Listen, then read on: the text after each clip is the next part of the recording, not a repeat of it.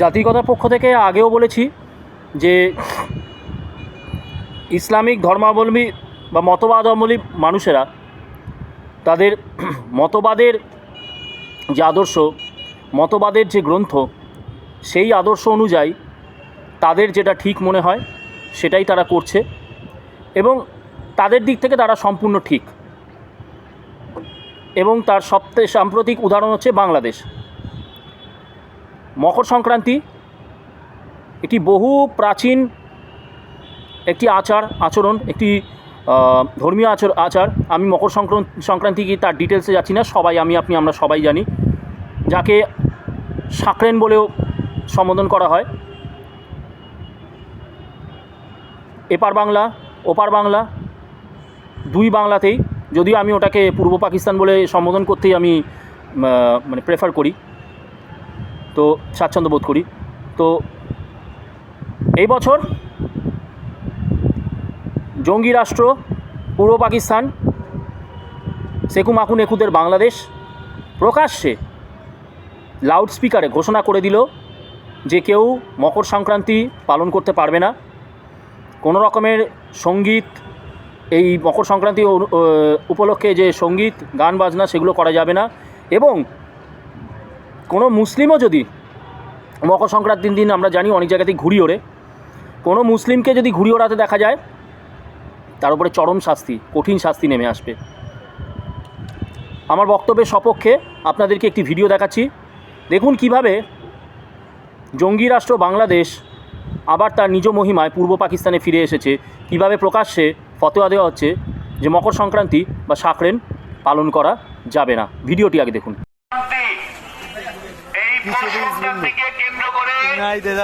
অনেক স্থানে বিভিন্ন ধরনের অপসংস্কৃতি করা হয়।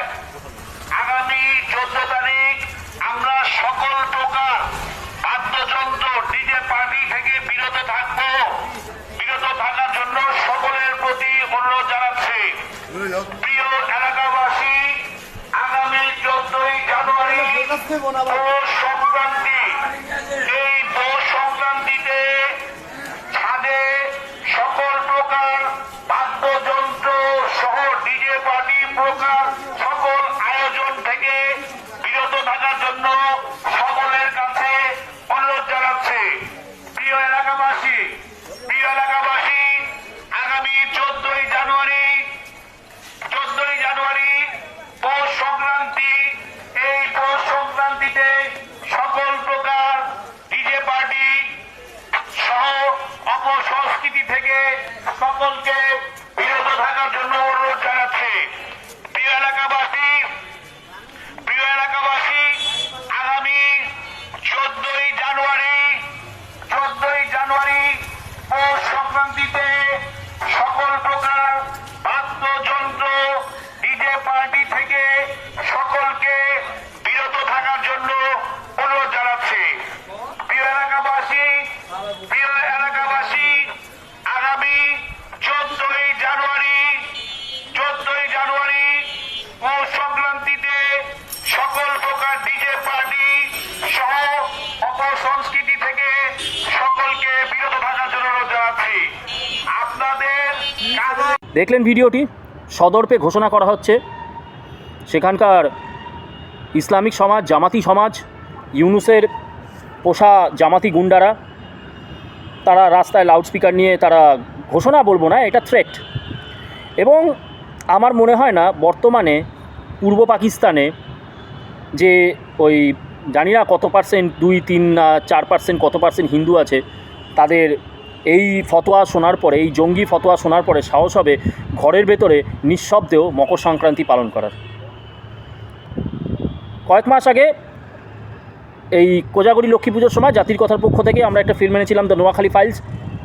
সেখানে দেখানো হয়েছিল কীভাবে লক্ষ্মী পুজোর সময় ঘরে ঢুকে নোয়াখালীতে গোমাংস খাইয়ে তারপরে তাদের বাড়ির মেয়েদেরকে টেনে টেনে নিয়ে গিয়ে ধর্ষণ করা হয়।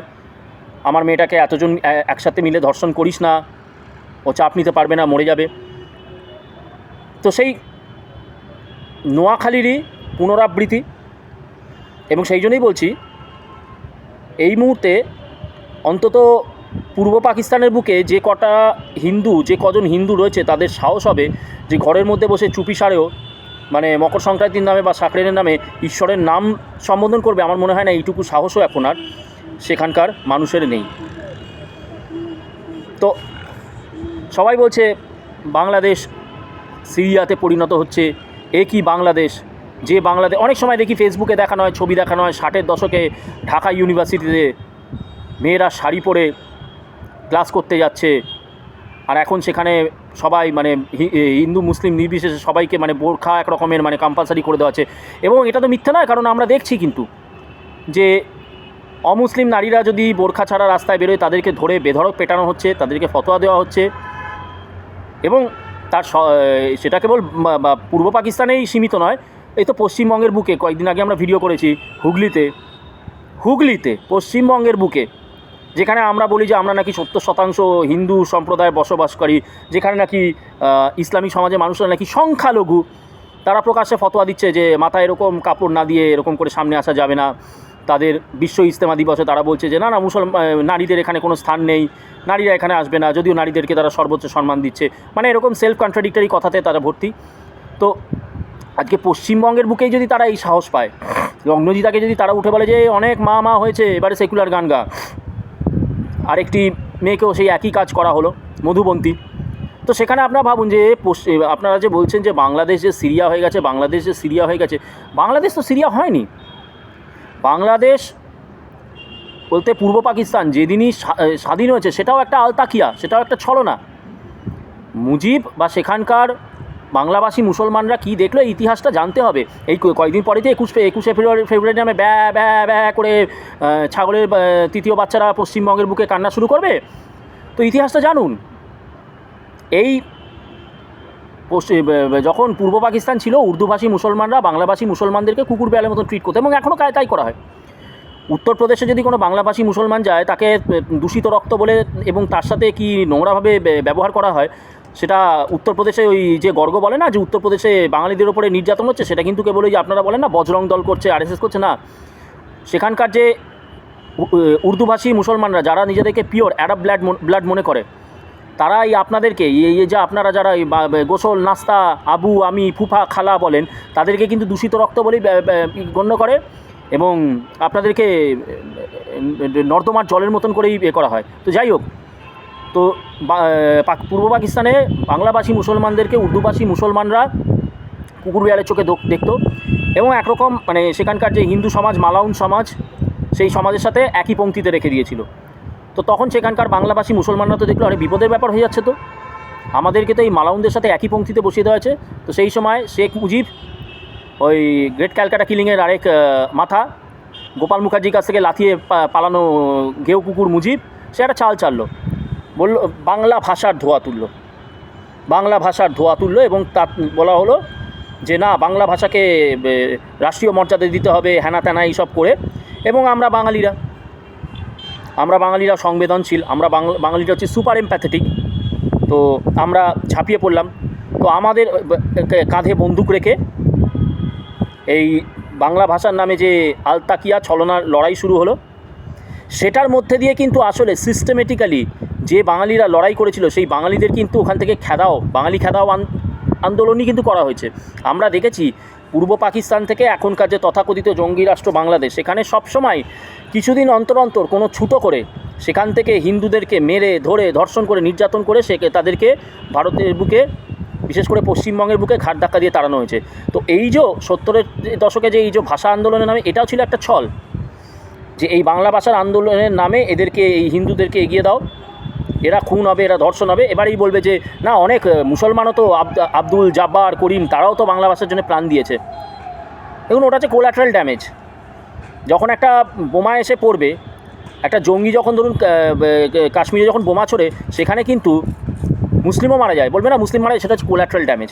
তাদের প্রধান লক্ষ্য হচ্ছে কাফেরকে হত্যা করা। সেটার সবথেকে বড় উদাহরণ আমরা পেহেলগাঁওয়ে দেখেছি। যদি তাদের উদ্দেশ্য থাকতো কেবল ভারতীয়দের মারবো, তাহলে কিন্তু তারা প্যান্ট খুলে তাদের গোপনাঙ্গ চেক করে মারতো না। তো সেখান থেকেই আমরা বুঝতে পারি যে আসল উদ্দেশ্যটা কী। তো এইভাবে বাংলাদেশের নামে বুকে এই পূর্ব পাকিস্তানে ভাষা আন্দোলনের নাম করে ওই জেহাদি মুজিব কী করলো, বাংলাদেশ থেকে হিন্দুদেরকে তাড়ালো। তো সেই জন্যেই যে আমরা যে বলছি, আমরা যে সবসময় এই যে বলি যে এই যে বাংলাদেশ দেখো কত মুক্তমনা, দেখুন প্রথমের দিকে তো এই ছলটা করতেই হবে। যেদিনকে বাংলাদেশ জঙ্গি রাষ্ট্র বাংলাদেশ স্বাধীন হলো সেদিন থেকেই যদি এই সমস্ত জিনিস শুরু হয়ে যেত, তখন বাংলাদেশকে সাপোর্ট করার জন্যে পাকিস্তানের অবস্থা ছিল না, পাকিস্তানের কোমর ভেঙে গেছে। এবং চীন তখন আজকের যে চীন, সেই জায়গায় কিন্তু চীন ছিল না যে চীন সঙ্গে সঙ্গে ভারতের বিরুদ্ধে আবার যুদ্ধ ঘোষণা করে দেবে, মানে আজকে যে অবস্থা সেটা কিন্তু ছিল না। এবং তখনও তেল নিয়ে এই আরব কান্ট্রিজগুলোর এই বাড়বাড়ন্ত ছিল না।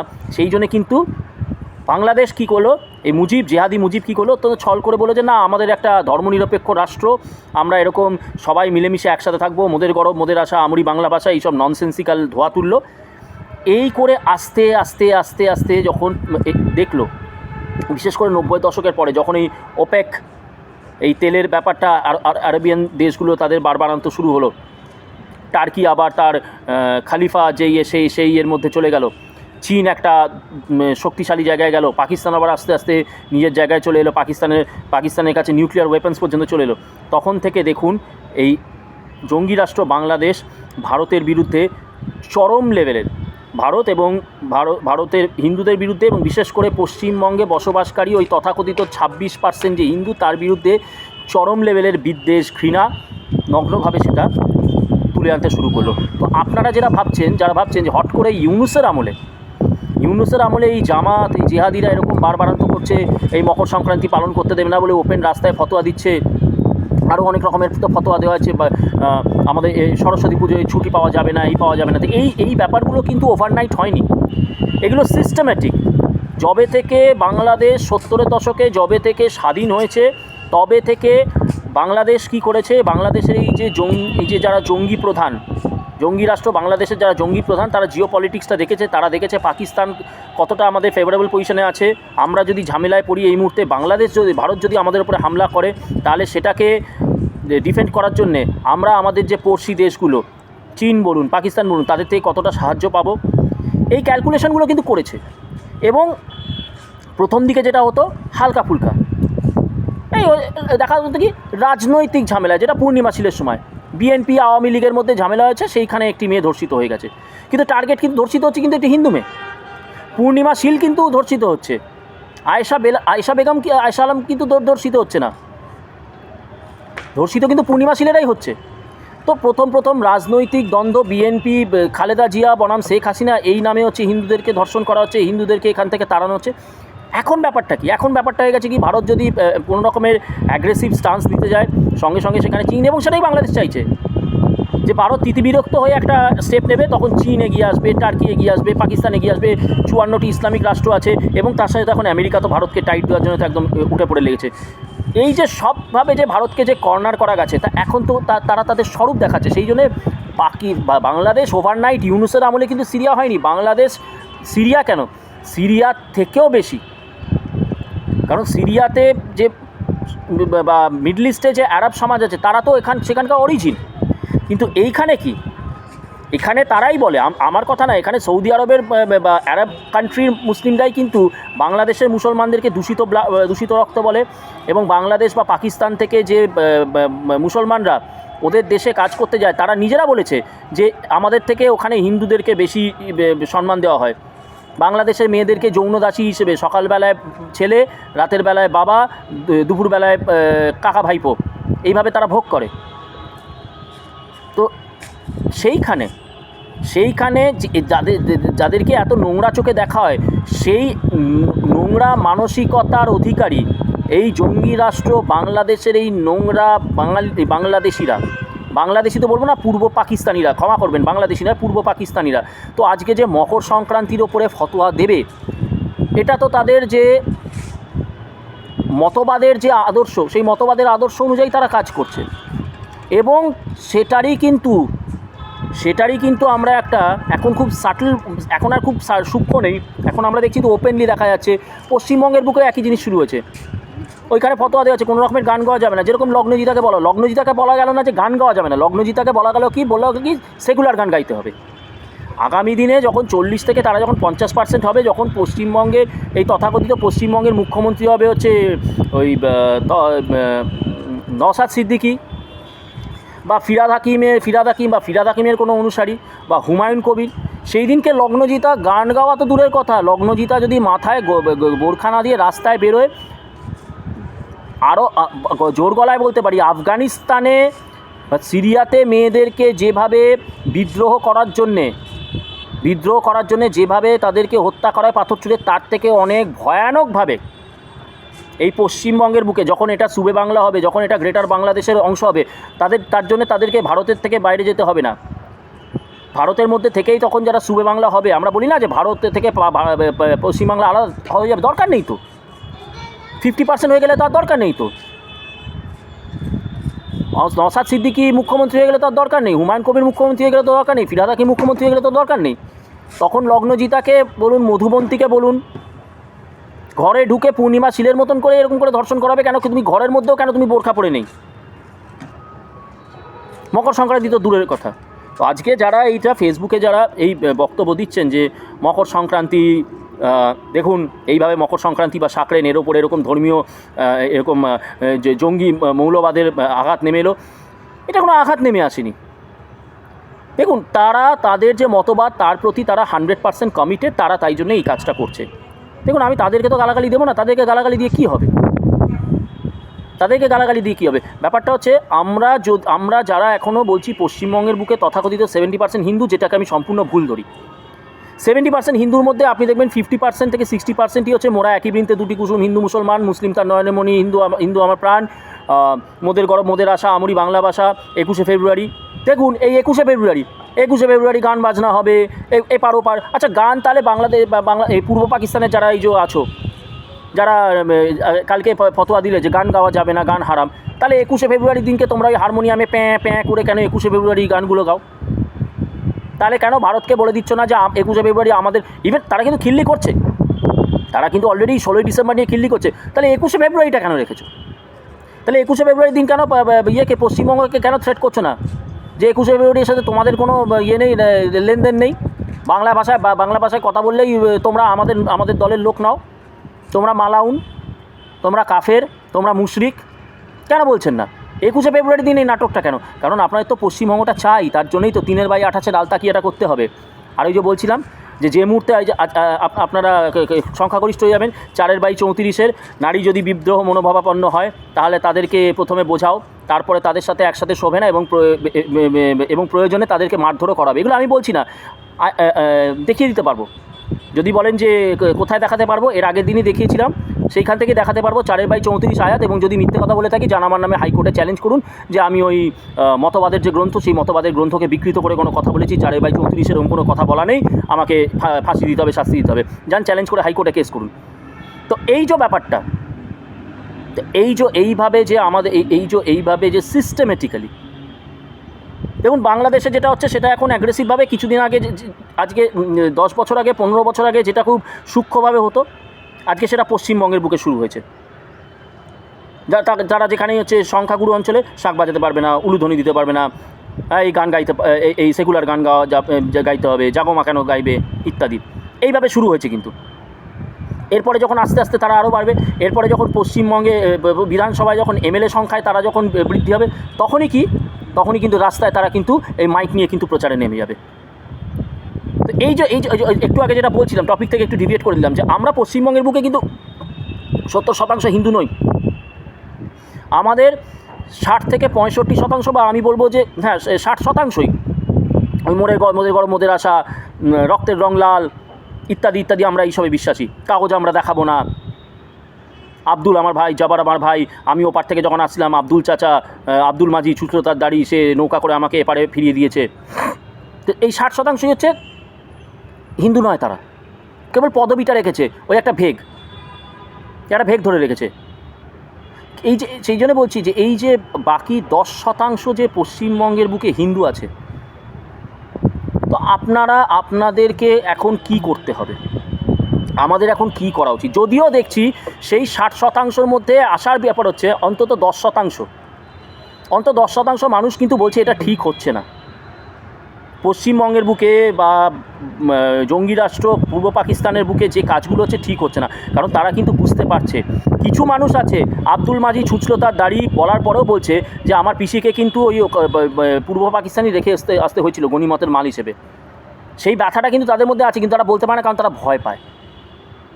যুদ্ধে যখন মানুষ হেরে যায়, সেই পরাজয়ের যুদ্ধের ইতিহাসটা সে মনে রাখতে চায় না, কিন্তু তারা এখন বুঝতে পারছে সেই 60% রক্তের রং লাল এক ইত্যাদির মধ্যে থেকেও 10% কিন্তু বুঝতে পারছে যে জিনিসটা ঠিক হচ্ছে না। আবার কিন্তু তাদেরকে কিন্তু রেফিউজি হতে হবে, কিন্তু এবারে তো রেফিউজি হয়ে তো আর তো কোনো বাংলা নেই।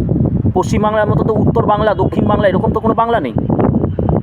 তো সেই জন্যে এই মুহূর্তে যেটা দরকার, দেখুন আপনারা সবাই 2026 করে পাখির চোখ করে লাফাচ্ছেন এবং বলছেন যে কেন মোদী সরকার, কেন ইয়ের বিরুদ্ধে, পূর্ব পাকিস্তানের বিরুদ্ধে কোনো ইয়ে নিচ্ছে না, কেন সেখানকার এই বাহারউদ্দিনকে, হাসিনাকে, এদেরকে কেন এখানে রেখে দেওয়া হচ্ছে। দেখুন, ইউনুস যতটা অপরাধী, হাসিনা ততটাই অপরাধী। ইউনুসের সময় যেটা হচ্ছে ওপেনলি হচ্ছে, কেন হচ্ছে বললাম, হাসিনার সময় কেন ওপেনলি হিন্দুদেরকে নিধন করা হতো না, সেটার কারণও বলে দিয়েছি, স্ট্র্যাটেজিক্যাল কারণ ছিল। মোদির কিছু করার নেই, ভারতের কিছু করার নেই, ভারত এখন সর্বদিক দিয়ে ঘেরা। সে আপনারা যতই রাফায়েল দেখান, যতই আপনারা সুখই দেখান, আপনারা যতই ব্রহ্মোস দেখান, আমরা কিন্তু চারিদিক দিয়ে মানে আমাদের কিন্তু ঘিরে ফেলেছে।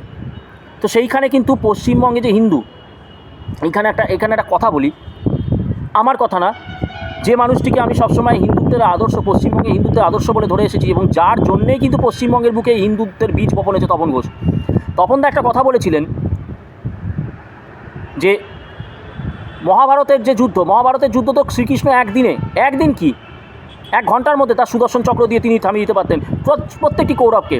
সে ভীষ্মকে যেই হোক, কৃষ্ণর সামনে এরম করে তারা উড়ে যেত। তাহলে কৃষ্ণ কেন লড়াই করলেন না? কৃষ্ণ তো ন্যায়ের পক্ষে, কৃষ্ণ তো ধর্মের পক্ষে, কৃষ্ণ তো পাণ্ডবের পক্ষে। কৃষ্ণ যে নিজের চোখে দেখছেন যে দ্রৌপদীকে কীভাবে শ্লীলতাহানি করা হয়েছে, কৃষ্ণ তো সমস্ত অন্যায় দেখেছেন। তারপরে কেন কৃষ্ণ সুদর্শন চক্র তুললেন না? একবারই তিনি ক্ষিপ্ত হয়ে গিয়ে তিনি রথের চাকা নিয়ে বিশ্বের দিকে গিয়ে কেন? তাহলে কৃষ্ণ যদি এই কাজটি করতে, তাহলে পাণ্ডবেরা যারা ধর্মের পক্ষে, তারা নিজেদের লড়াইটা লড়তে ভুলে যেত। আমি বলছি না তপনদার কথা, তপনদাকেই আমি কোট করছি এখানে। তাহলে কৃষ্ণ যদি ওই কাজটা করে দিত, তাহলে পাণ্ডবরা লড়াই করতো না। এবং আগামী দিনে যখন কৃষ্ণ থাকতেন না, কারণ তিনি তো মানবরূপে অবতার হয়েছেন এই পৃথিবীর বুকে, তাকে বৈকুণ্ঠে যেতেই হতো, তখন এই পাণ্ডবরা কী করে তাদের নিজেদের জমি ডিফেন্ড করতো? তারা তো লড়াই করতেই ভুলে যেত। তারা জানতো যে না, আমার তো কৃষ্ণ আছে, আমাদের কিছু হলে কৃষ্ণ আমাদের ওই সুদর্শন চক্র দিয়ে আমাদের শত্রুদের মাথা কেটে দেবে।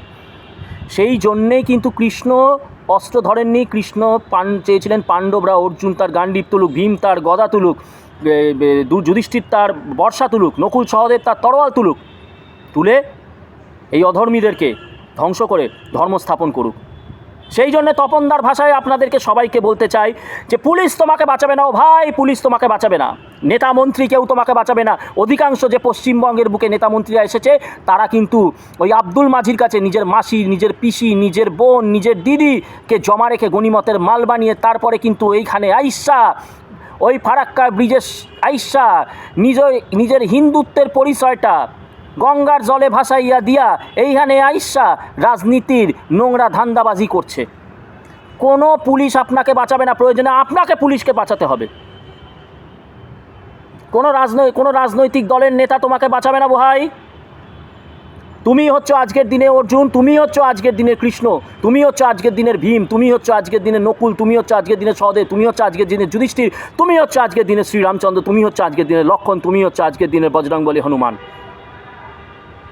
একমাত্র যদি আমরা এই মানসিকতা নিজেদের মধ্যে আনতে পারি, যেটা করে দেখিয়েছিলেন গোপাল মুখার্জি। বারবার করে বলি, প্রতিবার বলি, আমরা এই নিয়ে সিনেমা পর্যন্ত বানিয়েছি যে গোপাল মুখার্জিকে কিন্তু কোনো কংগ্রেসের লিডার, কোনো হিন্দু মহাসভার লিডার কারুর কাছে যেতে হয়নি, কারুর কাছে সাহায্য চাইতে হয়নি। গোপাল মুখার্জি হুইস্কি দিয়ে কালো মার্কিন সেনাদের কাছ থেকে 4-5 পিস্তলার কার্তুজ তিনি কিন্তু কোনো পলিটিক্যাল নেতার ইনস্ট্রাকশনে নেননি। তিনি মনে করেছিলেন, তিনি 1942 সালে এই ভয়ানক যে দিন আসতে চলেছে উনি বুঝতে পেরেছিলেন। তিনি সেই জন্যে গোপাল মুখার্জি তখন থেকে নিজেকে প্রিপেয়ার করেছিলেন। গোপাল মুখার্জি নিজস্ব টিম তৈরি করেছিলেন। সেই জন্যে 46-এর যুদ্ধে গোপাল মুখার্জি ছিলেন কৃষ্ণ, গোপাল মুখার্জি ছিলেন অর্জুন, গোপাল মুখার্জি ছিলেন রামচন্দ্র, গোপাল মুখার্জি ছিলেন লক্ষণ, গোপাল মুখার্জি ছিলেন যুধিষ্ঠির। তা এই যে আমরা প্রতিটা ফেসবুকে গ্রুপে গোপাল মুখার্জি হতে হবে, গোপাল মুখার্জি ফিরে এসো, কেন গোপাল মুখার্জি হতে হবে, গোপাল মুখার্জি ফিরে এসো? আমি বলি যে এটা সম্ভব নয়, কারণ আমরা এই যে রাজনৈতিক যে এত যে আমাদের রাজনৈতিক কাতরতা, কবে শুভেন্দু অধিকারী ডাক দেবে, কবে সুকান্ত মজুমদার ডাক দেবে, কবে নরেন্দ্র মোদী ডাক দেবে, কবে অমিত শাহ ডাক দেবে, দেখছেন তো ডাক দেওয়ার ফল তো দেখছেন তো কী হচ্ছে পশ্চিমবঙ্গের বুকে, আপনারা তো দেখছেন তো পশ্চিমবঙ্গের বুকে রাজনীতির কী অবস্থা দেখতে পাচ্ছেন তো। ডিকটেটরশিপ চলছে, ডিকটেটরশিপ অফ নবান্ন চলছে, ডিকটেটরশিপ অফ কালীঘাট চলছে, ডিকটেটরশিপ অফ টালির বেড়া চলছে, ডিকটেটরশিপ হাওয়াই চটি চলছে। যেরকম বামপন্থীদের আমলে ডিকটেটরশিপ অফ প্রলেতারিয়েতের নামে ডিকটেটরশিপ অফ আলিমুদ্দিন চলেছে, ডিকটেটরশিপ অফ মুজাহিদ চলেছে, সেরকম এখন আর কোনো ডিকটেটরশিপ প্রলেতারিয়েতের গল্প নেই, এখন ডিকটেটরশিপ অফ ওই কি যুবরাজ চলছে, ডিকটেটরশিপ অফ নবান্ন চলছে, ডিকটেটরশিপ অফ হাওয়াই চটি চলছে। তো সেই ডিকটেটরশিপকে যদি আপনাদের উৎখাত করতে হয়, বুঝতেই পারছেন, না মোদি, না যোগী, না শাহ, না অধিকারী, না সুকান্ত, কেউ না। তার মানে কি? তার মানে আপনারা হচ্ছেন সেই পাণ্ডব যারা গান্ডীব তুলবেন না, আপনারা কৃষ্ণের ওপরে ভরসা করে বসে আছেন। কখন কৃষ্ণ তার সুদর্শন চক্রটা তুলে এই শত্রুদেরকে বিনাশ করবে, আপনারা এতে বসে আছেন, এবং সেটা হবে না। কৃষ্ণ যদি সুদর্শন চক্র তুলতেন তাহলে তারপরে আমরা দেখতাম, তুলতেন না, তিনি তুলতেন না। তিনি কি জানতেন না যে অভিমন্যু মারা যাবে? কিন্তু তিনি জানার পরেও কেন তিনি কেন এটা হতে দিলেন? অভিমন্যুকে কেন তিনি মরতে দিলেন?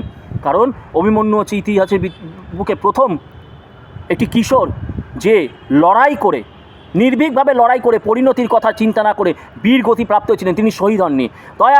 দয়া করে ভারতের আমাদের জওয়ানরা যখন মারা যায় তাদেরকে শহীদ বলা বন্ধ করুন, তারা বলিদান দিয়ে বীর গতি প্রাপ্ত হন।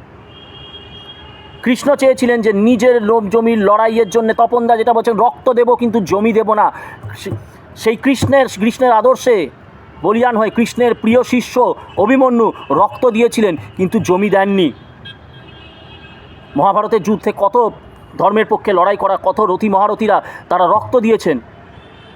বিরাটের ছেলে উত্তর শল্যর সাথে লড়াই করতে গিয়ে বীরের মতন লড়াই করে রক্ত দিয়েছেন কিন্তু তার জমি দেননি। আরে আপনারা তো এগুলো সব জানেন, তারপরেও কেন এত রাজনৈতিক নির্ভরতা? কেন রাজনৈতিক নির্ভরতা? কেন নিজেরাই বলছেন না আমি অর্জুন, আমি যুধিষ্ঠির, আমি রাম, আমরা এত জয় শ্রীরাম করি, কিন্তু যখনই জিহাদিদের কাছ থেকে বাধা নেমে আসে আমরা তখনই আমরা রাজনৈতিক সহায়তা খুঁজি, আমরা তখনই সেন্ট্রাল ফোর্স খুঁজি, আমরা তখনই পুলিশের আশ্রয় খুঁজি, আমরা তখনই ইডি সিবিআই ইত্যাদি খুঁজি। ছুঁড়ে ফেলে দিন সব, ছুঁড়ে ফেলে দিন এইসব আশ্রয়ের চিন্তা। ফরচুন ফেভার্স দ্য ব্রেভ, কথায় আছে, the brave may not live forever but the cowards do not live at all. সাহসী যে সে সারা জীবন বাঁচে না, কিন্তু যে ভীতু সে প্রতিদিন মরে। আমরা কিন্তু প্রতিদিন মরছি। এবারে তাহলে আমাদেরকে কী করতে হবে? আমাদের ঘোষণা করতে হবে। যদি তারা বলছে মকর সংক্রান্তির নামে বিশৃঙ্খলা হয়, নোংরামি হয়, তাহলে আমরা বলি এইখানে আজকে যে মহরমের দিনকে তরোয়াল নিয়ে রাস্তায় উন্মাদের মতন নেমে তারা যে কাণ্ডটা করে, উন্মত্ত জনতা, এবং আমরা দেখেছি মানুষের অঙ্গহানি হয়েছে, ট্রেনের মধ্যে তরোয়াল ঘুরেছে, মানুষের চোখের আঘাত লেগেছে, সাধারণ মানুষের। কৃষ্ণনগর লোকালে তরোয়াল বোঝাইয়ে সেখানে আরপিএফকে বলা হচ্ছে, আরপিএফও কিছু করতে পারছে না। তাহলে আমাদেরকে এবারে রাস্তায় নামতে হবে, আমাদের বলতে হবে মহরমের নামে যে এই যে হানাহানি করা হয় প্রকাশ্যে, এটাকে বন্ধ করতে হবে। ধর্মীয় আচারের নামে এই জিনিস চলতে পারে না। এবং এটার জন্যে দেখুন আজকে ওখানে আপনারা বলেন ইউনুস আসার পরে বারবার বলছি ইউনুস আসার পরে না, এটা হয়েই চলেছে, এই ফতোয়াগুলো হয়েই চলেছে। তাহলে আমাদেরকেও রাস্তায় নেমে এরকম পাল্টা দিতে হবে, রাস্তায় নেমে কিন্তু এর পাল্টাই দিতে হবে। কর্ণ যখন দিব্যাস্ত্র ছুঁড়েছিল, অর্জুনও কিন্তু পাল্টা দিব্যাস্ত্রই ছুঁড়েছিল। কিন্তু তো আমাদের বিরুদ্ধে যখন আজকে ফতোয়া নেমে এসেছে আমরা মকর সংক্রান্তি পালন করতে পারবো না, তাহলে তপনদা যেটা বলছেন, তুমি যেখানে শক্তিশালী, তোমার যেখানে সংখ্যাগরিষ্ঠ, সেখানে ওই জেহাদিদের বিরুদ্ধে লড়াইয়ে নামো, সেখানে ওই জেহাদিদেরকে এত মারো, এমন মারো যাতে তারা যেখানে সংখ্যাগুরু আছে তারা সেখানে মারার আগে 10 বার ভাবে।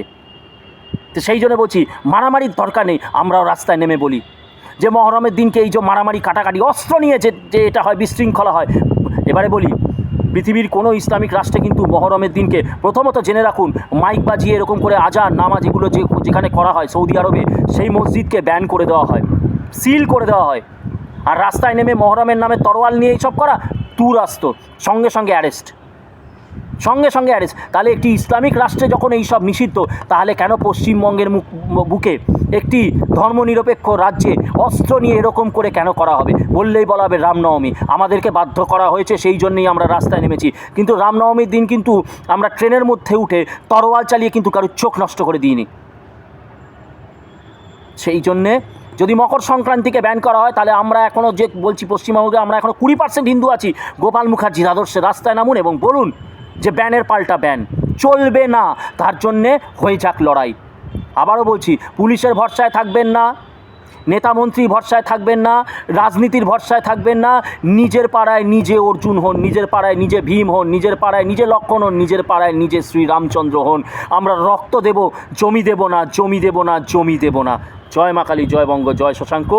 মকর সংক্রান্তি ধুমধাম করে পালন করা হবে, কিন্তু দুঃখের বিষয় বাংলা যে জঙ্গি রাষ্ট্র পূর্ব পাকিস্তানে আজকে করতে দেওয়া হচ্ছে না। কিন্তু তোমরা যখন ইট মেরেছো, পাটকেলটা খাওয়ার জন্য কিন্তু তৈরি থেকো। ফতোয়া কিন্তু এবারে আমরাও দেবো, হিন্দুরাও কিন্তু লাউডস্পিকার নিয়ে এবারে রাস্তায় নেমে ফতোয়া দেবে। কোনো নবান্ন, কোনো চটিচাটা, কোনো ওই মদন মিত্র কী বললো, তার ভয় পাবেন না, তার ভয় পাবেন না। লক্ষ লক্ষ মানুষ রাস্তায় নামুন, নেংটি ইঁদুরের মতন এই মদন মিত্রর মতন লোকেরা গর্তে ঢুকে যাবে। এটাই আপনাদেরকে বলি, এদের অকাজ জানা আছে। ভিড় নিয়ে এরা দাদাগিরি দেখায়, এদের ভিড়ের পাল্টা ভিড়। অরাজনৈতিকভাবে হিন্দু, রাস্তায় লক্ষ লক্ষ মানুষ ভিড় হয়ে নামুন, দেখবেন পশ্চিমবঙ্গের পরিস্থিতি অটোমেটিক্যালি পাল্টে গেছে। জয় মা কালী, জয় বঙ্গ, জয় শশাঙ্ক।